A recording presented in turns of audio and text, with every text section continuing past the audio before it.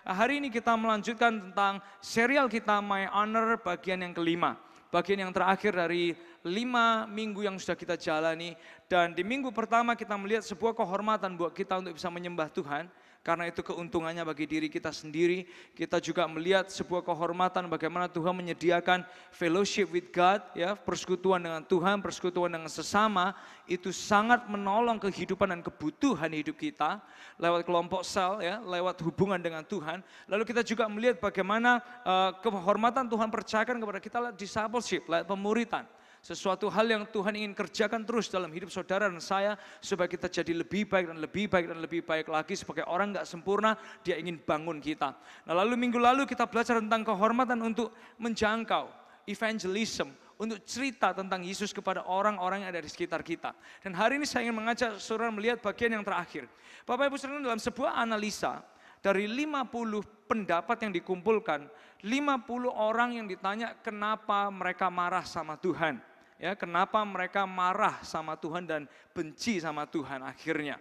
Nah, ditemukan 22 dari 50 orang tersebut, mereka menceritakan sentimen mereka sama Tuhan. Karena gini, menurut mereka Tuhan itu tidak menuruti keinginan dan harapan mereka. Tuhan gak menurutin keinginan dan harapan mereka, sehingga mereka marah, mereka kecewa, dan mereka jengkel. Akhirnya mereka jadi marah sama Tuhan. Nah, Bapak Ibu saudara sekalian, pernah nggak Anda pikir-pikir kita semua ini ya, pernah nggak saudara marah sama Tuhan? Mungkin Anda bilang gini, oh saya nggak pernah marah, saya cuma jengkel aja sama Tuhan. Atau mungkin nggak pernah jengkel, saya cuma gondok aja yang lalu sama Tuhan. Pernah nggak saudara Anda marah sama Tuhan? Kalau mungkin Anda bilang, ya saya pernah jengkel sama Tuhan atau saya pernah kecewa sama Tuhan. Biasanya kita marah sama Tuhan karena ini saudara. Karena menurut kita, Tuhan gak ngelakuin apa yang kita mau. Tuhan gak melakukan apa yang kita harapkan supaya Dia lakukan. Dan Tuhan gak ngikuti keinginan kita. Dan itulah yang seringkali menjadi penyebabnya kenapa orang marah. Dan kalau kita kerucutkan lagi, sebagian orang, Bapak Ibu Saudara, mereka nggak mau lagi pelayanan karena apa? Tuhan nggak nurutin harapanku. Yang lain lagi, orang meninggalkan Tuhan karena Tuhan nggak ngikutin keinginan saya. Yang lain lagi, orang memilih untuk pasif sama Tuhan. Udah Tuhan gak usah diapa-apain, saya gak perlu ngapa-ngapain lagi sama Tuhan, diem-diem aja. Yang penting gini, yang penting saya ada, saya jalani kehidupan saya. Karena apa saudara? Seringkali orang juga ini, orang jengkel, kecewa karena Tuhan tidak menuruti harapan yang kita inginkan dalam kehidupan ini. Nah, kesalahan yang pernah saya lakukan, dan yang mungkin pernah saudara lakukan sebagai manusia, kita berpikir gini saudara. Kita berpikir bahwa kalau kita berbuat sesuatu, maka Tuhan harus mau ngikutin kita. Itu yang seringkali manusia salah pikir. Saya pernah melakukan ini, Anda pernah melakukan ini. Kita berpikir kalau saya sudah berbuat sesuatu, saya sudah mengikut dan melayani Tuhan, maka Tuhan harus mau ngikutin saya. Misalnya gini, wah saya sudah pelayanan, saya sudah ngeluangin waktu pagi, waktu malam, korban perasaan. Harusnya Tuhan kabulkan permintaan saya yang ini. Pernah nggak saudara saya mengajak saudara mikir, siapa kita ini? Menurut saudara, kita ini, apakah kita ini salah satu orang yang pelayanan dan kualitas hidupnya yang terbaik di antara jutaan manusia, sehingga kita layak untuk menuntut Tuhan dan kita layak membuat Tuhan berhutang budi sama kita? Menurut saudara itu masuk akal?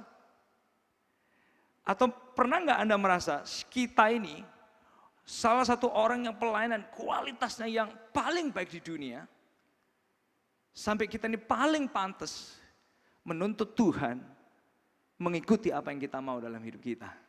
Pernah nggak Anda mikirin itu? Seringkali itu jadi kesalahan kita, saudara. Kesalahan kita yang berikutnya adalah gini, kita berbuat sesuatu dengan harapan ini, Tuhan harus memberkati kita. Saya tahu dan kita percaya di awal bahwa Tuhan pasti memberkati kita. Tapi banyak orang ketika kita berbuat sesuatu kepada Tuhan, kita expect Tuhan ini, Tuhan harus memberkati saya sesuai dengan keinginan saya, dalam waktu saya, dan apa yang saya minta. Seringkali kita kayak gitu saudara. Dan ketika kita berbuat sesuatu kepada Tuhan, kita motivasinya kayak gini, saya melayani supaya kehidupan saya diberkati, uang saya makin banyak, pekerjaan saya dibuat makin lancar. Seringkali itu jadi motivasi kita dibalik apa yang kita lakukan ini. Nah kalau itu jadi motivasi kita, maka kita akan tendensinya, cenderungnya kembali kepada bagian yang pertama tadi, saudara. Kita cenderung untuk gini, nuntut Tuhan, kalau aku udah ngelakuin sesuatu, maka Tuhan harus ngelakuin apa yang aku mau. Nah membawa kita kepada kesalahan kita yang berikutnya, kesalahan saya dan kesalahan kita semua adalah gini, kita berbuat sesuatu dengan tujuan nantinya kita kepingin ngontrol Tuhan loh. Saudara nangkep maksudnya ya, kita berbuat sesuatu dengan tujuan nanti kita mengontrol Tuhan. Tuhan lihat, saya udah pelayanan nih, saya udah berbuat sesuatu untuk Tuhan nih sekarang. Harusnya Tuhan jawab yang ini. Bulan depan loh Tuhan. Harusnya Tuhan kasih saya yang itu. Saudara, ketika kita berbuat sesuatu, kesalahan kita adalah kita cenderung untuk ini. Jadinya akhirnya kita mencoba untuk mengontrol Tuhan. Kita mencoba untuk mengontrol Tuhan lewat kehidupan kita. Nah sehingga salah satu pertanyaan yang harus kita pikirkan, apa perbuatan kita ini, apakah kita ini sudah jadi salah satu orang yang pelayanan atau kualitas hidup yang terbaik di atas muka bumi ini, sampai kita itu layak membuat Tuhan berhutang budi sama kita. Kita harus renungin itu saudara. Karena apa yang kita lakukan, kesalahan yang saya pernah lakukan, yang mungkin kita masih lakukan sampai hari ini, itu zaman dulu pernah dilakukan oleh orang-orang sebelumnya.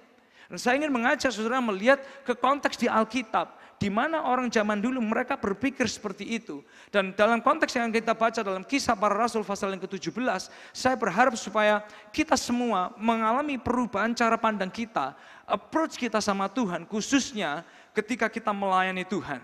Karena ketika kita mempelajari dari Kisah 17, maka sesuatu akan berubah dalam cara berpikir kita.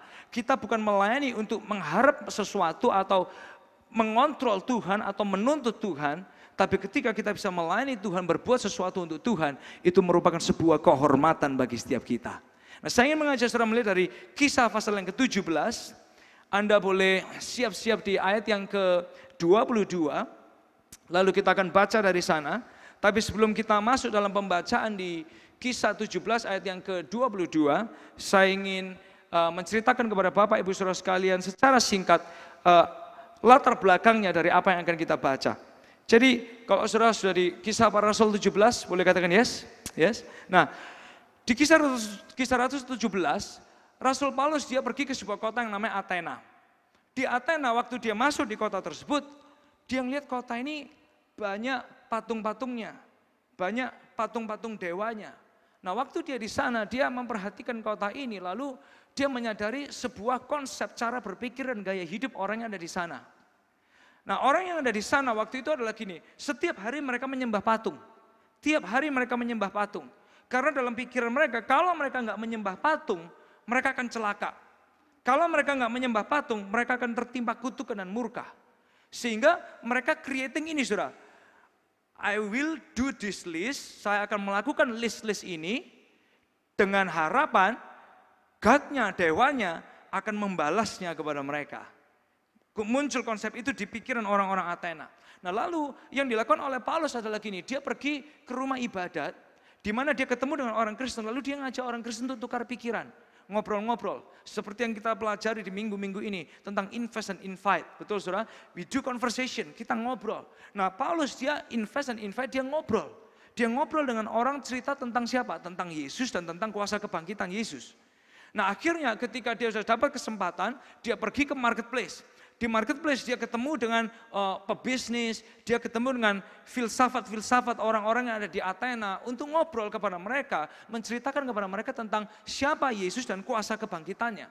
Nah waktu Paulus menceritakan tentang kuasa kebangkitan Yesus setelah beberapa hari, orang-orang yang diajak ngomong ini mulai berpikir gini, Paulus ini aneh, jangan-jangan dia ini mau menyebarkan pengajaran sesat.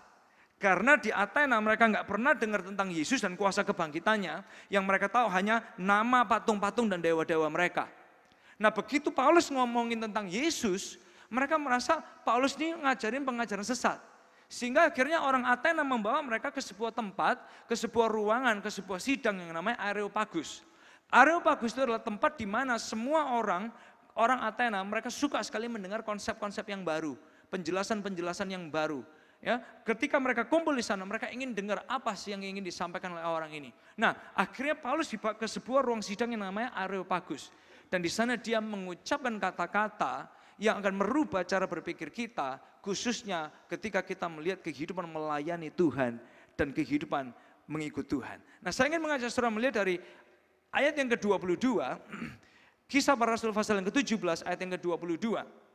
Ayat 22 berkata gini, Paulus pergi berdiri di atas Areopagus dan berkata, ini dia lagi di depan sidang, orang banyak, dia bilang ini, hai orang-orang Athena, aku lihat bahwa dalam segala hal kamu sangat beribadah kepada dewa-dewa.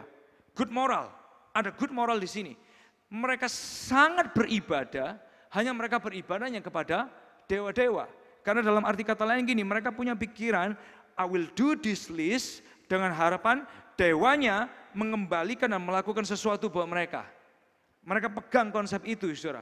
Karena kalau tidak, mereka akan mengalami celaka dan lain sebagainya. Nah, dilanjutkan di ayat yang ke-23.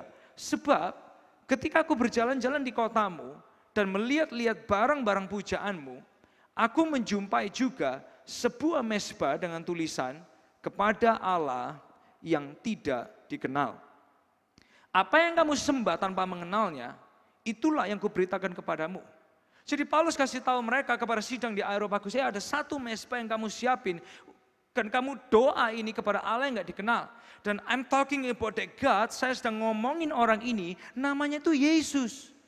Dan Yesus ini punya kuasa kebangkitan. Dan Paulus berusaha menjelaskan kepada orang-orang yang ada di sana. Lalu masuklah dia kepada sebuah ayat yang betul-betul merubah konsep orang berpikir di zaman itu. Bukan hanya konsep orang mencari Tuhan, tapi inilah konsep di mana Tuhan sebenarnya sudah melakukan banyak hal buat setiap kehidupan kita yang akan merubah cara kita melayani Tuhan. Di ayat yang ke-24, saudara perhatikan ini. Ini yang diucapkan oleh Paulus. Allah yang telah menjadikan bumi dan segala isinya, Ia yang adalah Tuhan atas langit dan bumi, Dia tidak diam dalam kuil-kuil buatan tangan manusia, ayat 25 ini, dan juga tidak dilayani oleh tangan manusia. Seolah-olah Tuhan itu kekurangan apa-apa.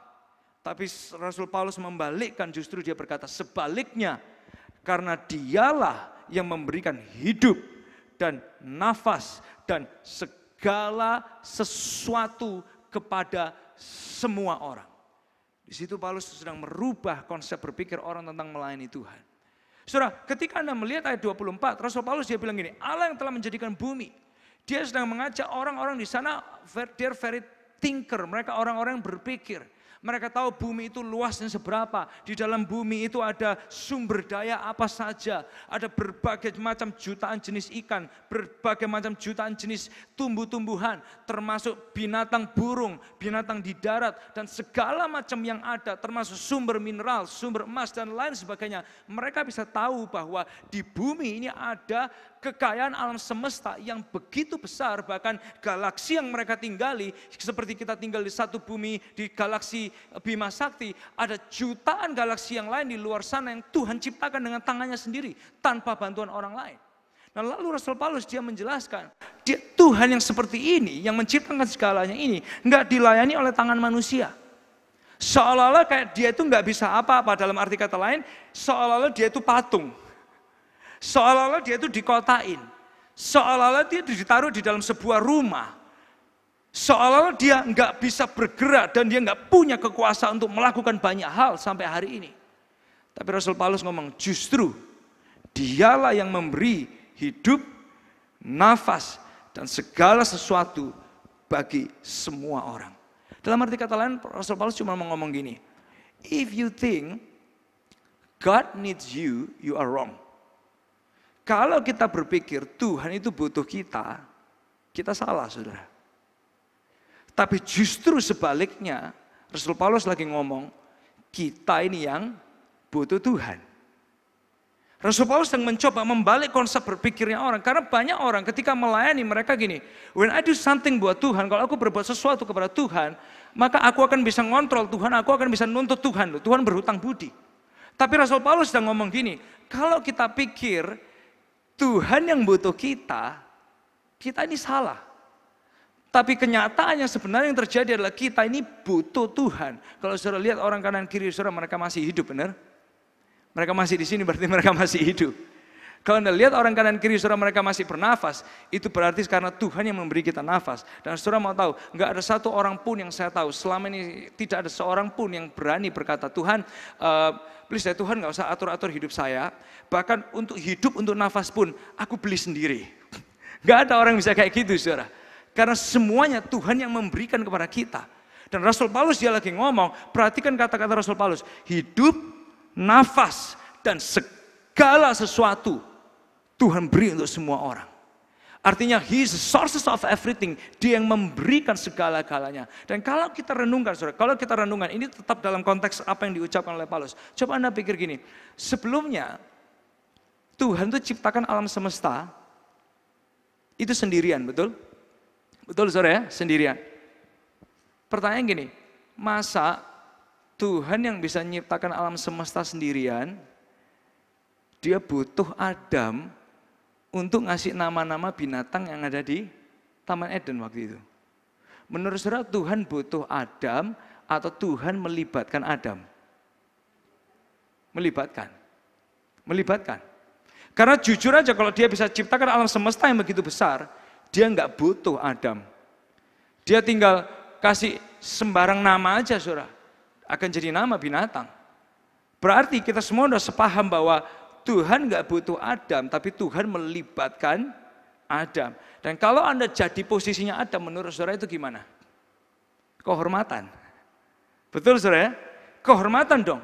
Coba Anda pikirin lagi, bumi kita yang sudah diciptakan jutaan tahun yang lalu, dan jutaan tahun berikutnya kita masih ada tinggal di tempat ini. Menurut saudara, kalau Tuhan bisa menciptakan bumi yang sudah ada jutaan tahun yang lalu, kira-kira dia masih butuh kita nggak sih?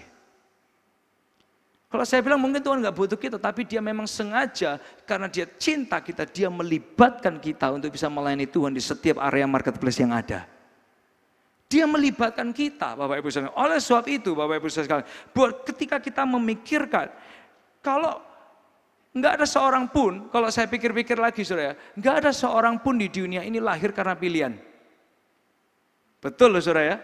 Nggak mungkin saya ngomong gini, Tuhan, lihat itu ada keluarga Lukas Sutopo. Saya mau lahirin Lukas Sutopo tahun 83 di Surabaya, karena Surabaya nggak seramai Jakarta. Bisa saudara milih? Nggak bisa.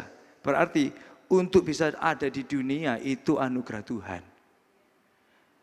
Kalau seandainya kita nggak dilahirkan, nggak ada cerita sejarahnya, wah bangun usaha ini, bangun usaha itu, punya ini, punya itu, beli ini, beli itu, melayani di WL, melayani di piano, melayani di gitar, melayani di asyir, nggak ada ceritanya saudara. Oleh sebab itu untuk hidup aja itu anugerah, apalagi untuk bisa berbuat sesuatu kepada Tuhan, itu merupakan sebuah kehormatan. Sebuah kehormatan. Nah, Rasul Paulus ingin kita mencoba melihat pelayanan, melayani Tuhan, mengikut Tuhan, itu dari sisi ini, saudara. Karena seringkali kita berpikir, I have something, I give to God, God, I control you. Itu yang seringkali terjadi. Padahal kalau kita sadar bahwa semua itu dari Tuhan, maka apa yang kita lakukan itu adalah kehormatan untuk bisa terlibat melayani Tuhan yang maha ajaib dan maha besar. Nah selanjutnya Anda baca lagi di Alkitab saudara, Kisah Para Rasul 17 ayat 26 dan ayat 27. Anda perhatikan ini, ayat 26 dan ayat 27. Dari satu orang saja, Adam, Tuhan telah menjadikan semua bangsa, Afrika, Amerika, Australia, Asia, Eropa, dan umat manusia untuk mendiami seluruh muka bumi, dan ia telah menentukan musim-musim, ada musim hujan, musim salju, musim gugur, musim panas dan lain sebagainya bagi mereka dan batas-batas kediaman mereka. Ayat 27 perhatikan ini, sebuah statement yang very powerful, supaya mereka mencari dia dan mudah-mudahan menjamah dan menemukan dia, walaupun very kontradiksi saudara ya, walaupun ia tidak jauh dari kita masing-masing. Coba perhatikan ini, Rasul Paulus sampai ngomong gini, ayat 27, supaya kita mencari dia, dan Paulus bilang gini, mudah-mudahan kita menemukan dan menjamah dia. Karena Rasul Paulus tahu, yang dia ucapkan, itu sebuah kebenaran, Tidak seorang pun manusia bisa menemukan Tuhan sampai Tuhan sendiri bersedia untuk ditemukan dan mendekati kita manusia. Betul saudara? Itu konsepnya yang selama ini kita pegang. Tidak seorang pun akan ketemu dengan Tuhan kalau bukan Tuhan sendiri yang membuka dirinya untuk ditemui dan dia mau datang mendekati manusia. Oleh sebab itu Yesus harus datang ke dalam rupa manusia untuk menjadi sama dengan kita. Supaya setiap kita juga bisa punya hubungan dekat dengan Tuhan. Nah, Rasul Paulus selalu bilang gini, walaupun Tuhan itu sebenarnya dekat dengan kita, dia ngomong. Berarti Rasul Paulus dia pegang sebuah konsep. Tuhan itu bersama dengan kita, memberi kehidupan dan sumber segala-galanya. Supaya ketika kita melihat Tuhan, kita tahu bahwa dialah sumber yang memberi kita kehidupan, yang memberi nafas, yang memberi kita segala-galanya yang bisa kita miliki, yang bisa kita beli, yang bisa kita usahakan, yang bisa kita kembangkan, yang bisa kita buat begitu luar biasa berjaya. Itu semua datangnya dari mana? Tuhan. Nah, oleh sebab itu Rasul Paulus dia menekankan, Allah yang menjadikan langit dan bumi, dia nggak butuh mestinya dilayani oleh tangan manusia. Karena dia bukan Tuhan yang gak bisa apa-apa. Tapi justru Tuhan yang kayak gini loh, dia itu yang sumber segala-galanya. Memberi segala sesuatu buat semua orang. Nah, membawa kita kepada pelajaran yang penting yang harus kita ambil hari ini. Yang pertama adalah ini. We need to serve because it reminds us to mercy and grace. Kita perlu melayani karena melayani mengingatkan kita tentang anugerah dan kasih karunia Tuhan bagi kita. Bapak Ibu saudara sekalian, sekali lagi kalau Anda pikir Tuhan butuh kita itu salah loh. Tapi sebaliknya kita ini yang butuh Tuhan. Dan saya jadi ingat gini saudara, suatu hari saya pergi ke Bali, ya, lalu saya pergi ke Bali, di sana kita diajak untuk ini loh saudara, yang namanya snorkeling. Kalau Anda snorkeling, ya, Anda snorkeling, otomatis kalau Anda snorkeling, Anda harus pakai kacamata snorkeling supaya bisa lihat ke bawah. Benar nggak saudara?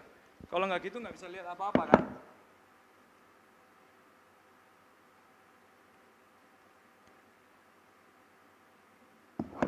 Oke.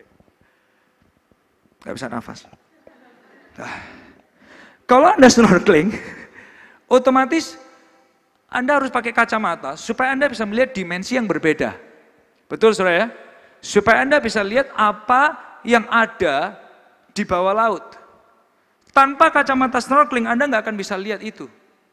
Nah, satu hal yang menarik ketika Anda lakukan snorkeling, kepala Anda akan masuk di sana, lalu Anda harus ini saudara, punya yang namanya alat bernafasnya. Walaupun ini rasanya masih asin loh, berarti nggak dicuci. Kalau Anda snorkeling, Anda harus pakai ini. Supaya apa? Waktu Anda snorkeling, ini tetap membuat kita bisa bernafas. Kasih kita kehidupan. Nah sama halnya, kita ini ada di dunia ini saudara. Anda tiap hari bergumul dengan pikiran yang negatif, pengaruh yang buruk, dosa yang kita aja masih berusaha untuk tinggalkan dalam kehidupan kita dan lain sebagainya. Dan ketika kita sedang berusaha dalam hidup ini, pentingnya untuk melayani Tuhan adalah Anda punya ini loh, alat dan kesempatan untuk bisa bernafas secara rohani, memberikan kehidupan rohani buat saudara. Because everything comes from above, semuanya itu dari Tuhan. Dan kalau kita nggak melayani, Anda seolah-olah lupa bahwa kita ini masih perlu nafas. Kita masih perlu kekuatan rohani. Kita masih perlu spiritual power dalam setiap kehidupan kita. Nah oleh sebab itu siapapun saudara, Anda yang melayani, Anda yang mungkin itu lipat warta, Anda datang pagi-pagi, Anda pulang malam-malam, Anda yang mungkin harus korban perasaan, korban harga diri karena melayani, walaupun orang lain menyinggung saudara dan lain sebagainya. Anda yang melayani di bidang apapun, Anda pertemuan, Anda di training, Anda ditegur dan lain sebagainya. Ketika Anda melayani, Anda harus tahu bahwa what I do, apa yang aku lakukan ini mengingatkan aku tentang anugerah Tuhan yang terlalu besar buat kita. Sehingga spiritual muscle saudara, kehidupan rohani saudara bisa terus bertumbuh, bisa terus hidup. Dan Anda mengalami ini loh, diingatkan tentang anugerah dan kasihnya Tuhan. Saudara, saya teringat dengan sebuah cerita. Ada seorang di tengah-tengah kita yang bernama Pak Herman. Pak Herman tuh tahun 86, Pak Herman ikut ibadah sama kita. Dan tahun 2000 beliau mulai aktif melayani di gereja kita. Dan sejak saat itu sampai hari ini berarti 16 tahun, Pak Herman terus setia ada di kelompok sel. Dia memimpin kelompok sel hari ini. Bahkan kalau untuk anggota-anggota komselnya dia harus jemputin, dia harus anterin pulangnya dan lain sebagainya. Dan bahkan Anda bisa datang disambut dengan usher, disambut oleh orang-orang greeting saudara di depan. Karena beliau juga ikut terlibat untuk apa? SMS-in, ngingetin, nelponin, walaupun kadang nggak dibalas, kadang nggak direspon saudara. Tetap tiap minggu Pak Herman melakukan ini. Kok bisa saudara? Karena ada orang yang pernah mengucapkan kata-kata ini. Dan saya masih ingat Pak Herman pernah ngomong gini.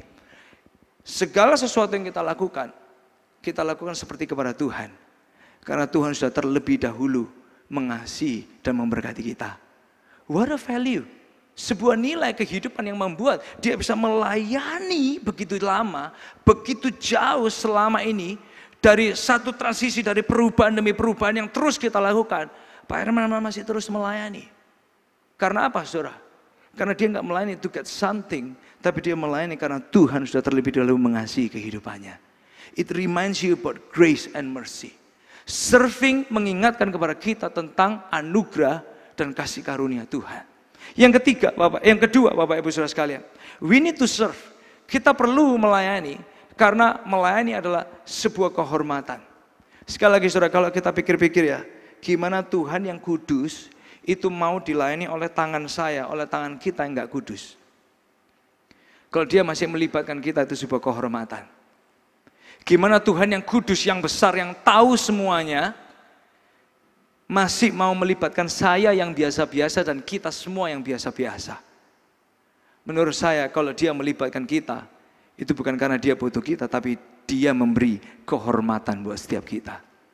Kalau Anda terlibat di pelayanan apapun itu, Anda ngelipat warta, Anda bangun pagi, Anda di departemen apapun, dari anak kecil, remaja, mungkin yang gak kelihatan. Bahkan Anda tahu untuk bisa perjamuan, ada orang yang selalu nyuci perjamuan kita, yang membersihkan tempatnya, simpen lagi, yang gak kelihatan, tidak pernah dilihat oleh orang. Bahkan jarang orang ngomong terima kasih sama mereka. Tapi they do it karena ini saudara, melayani itu sebuah kehormatan.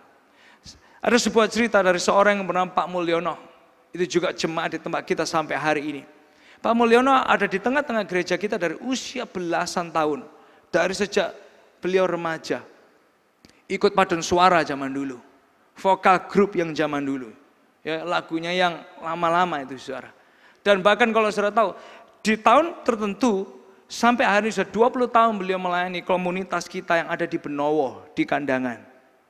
Dan saudara bisa bayangkan, orang ini orang sibuk, dia kerja. Ya, dia punya usaha, dia punya 3 anak, dan saya sampai mikir gini tadi pagi, iya ya betul juga, pelayanannya dia itu lebih lama daripada usia anaknya yang paling gede, saudara.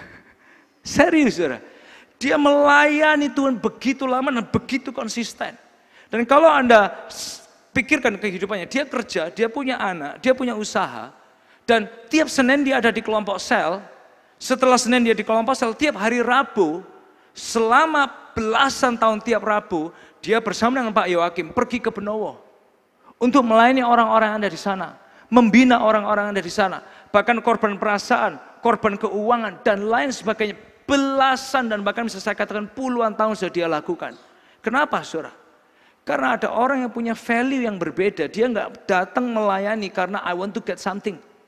Saya mau katakan kalau Anda datang melayani untuk I want to get something, Anda pasti akan kecewa. Nggak akan long lasting. Tapi ketika Anda melayani Tuhan, karena ini sebuah anugerah, saya diingatkan tentang anugerah, dan ini kehormatan buat saya, maka Anda akan melayani karena value itu tertanam di dalam kita.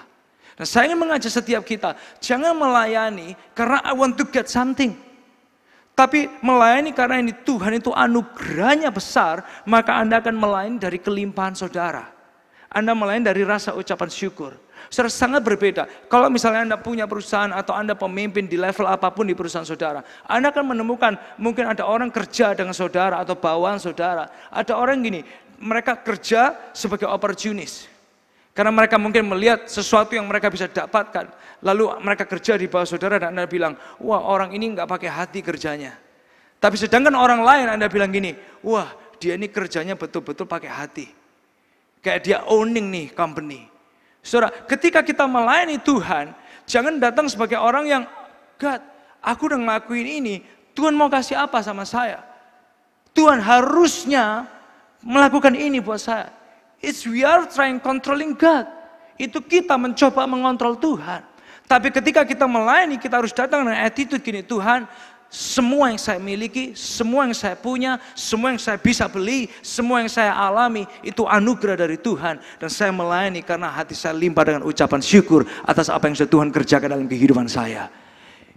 Sebuah hal yang honorable yang bisa kita lakukan, melayani Tuhan. Yang ketiga, Bapak Ibu Saudara sekalian, we need to serve. Karena ini saudara, nggak bisa dipungkiri. Because we are served as we serve. Kita dilayani selagi kita melayani Tuhan. Saudara, bagian ini sesuatu yang harus saya sampaikan. Bukan karena, wah kalau saya melayani Tuhan akan melayani saya. Kalau kita melayani Tuhan akan melayani kita. Tapi di Alkitab dimanapun dari depan sampai belakang. Mau Musa, mau Yosua, mau Gideon, mau Daud, siapapun. Ketika mereka melayani Tuhan, Tuhan itu sedang melayani kehidupan mereka. Dengan kekuatan, dengan kuasa, dengan urapan, dengan apapun yang bisa Tuhan beri kepada mereka. Untuk menjadi maksimal di setiap area kehidupan mereka. Nah oleh sebab itu ketika kita melayani Tuhan, Tuhan pun juga sedang melayani kehidupan kita. He is serving us. Dan saudara mau tanya, siapa yang lebih hebat dalam melayani, kita atau Tuhan? Sebelum kita tahu bagaimana melayani, dia yang sudah terlebih dahulu membasuh kaki murid-muridnya. He knows how to serve. Dia tahu bagaimana melayani. Oleh sebab itu saat kita melayani, Tuhan juga sedang melayani kehidupan kita lebih dari yang bisa kita bayangkan dan kita doakan. Bapak Ibu sekalian, sebuah cerita, ada seorang kawan kita yang siang hari ini juga ada di sini, namanya Maria Yolanda, saudara, dari Supercell. Ada Supercell di sini. Saudara, Maria Yolanda itu dari kecil ada di gereja ini, sampai dia remaja dan dia melayani Tuhan. Dan saudara, dia sangat aktif, kurang lebih 22 tahun dia aktif melayani. Dan kita bangga menyaksikan bagaimana Maria Yolanda bisa mengatur waktu, mengatur prioritas dalam kehidupan sehari-harinya.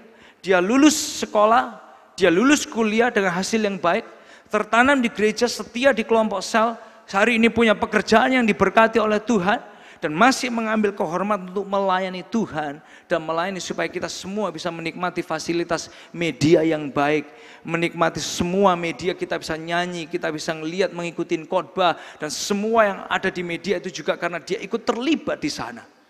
Saudara, ketika kita melihat value-value, kenapa ada orang-orang yang bisa kayak gini, saudara? Itu value yang tertanam dalam kehidupan mereka, bahwa wow, melayani itu sesuatu kehormatan. Saya diingatkan tentang anugerah, dan ketika mereka melayani, saya melihat bahwa Tuhan itu tidak pernah meninggalkan anak-anaknya, tapi Tuhan juga sedang melayani mereka dengan cara Tuhan yang lebih baik daripada yang pernah kita pikirkan. Oleh satu, bayangkan Bapak Ibu Saudara sekalian, kalau kita semua memegang konsep melayani dengan cara yang seperti Rasul Paulus ucapkan, bukan seperti kata tetangga kita, bukan seperti saya yang dulu, bukan seperti Anda yang dulu, tapi seperti yang Rasul Paulus ajarkan kepada orang di Athena. Tuhan gak butuh tangan manusia. Justru dia yang memberi hidup, nafas, segala sesuatu kepada semua orang. Dan ketika kita bisa melayani Tuhan, bukan karena dia butuh kita, tapi dia melibatkan kita untuk memperlebar kerajaan surga, melayani orang yang ada di sekitar kita bersama dengan dia. Sebuah kehormatan. Kalau kita bisa pegang ini, maka kita akan melihat bagaimana seluruh kehidupan kita, level kehidupan kita. Anda bukan orang yang melayani dengan greedy, tapi Anda orang yang melayani dari hati yang limpah dengan ucapan syukur. It will make a difference in your life. Itu akan merubah kehidupan kita.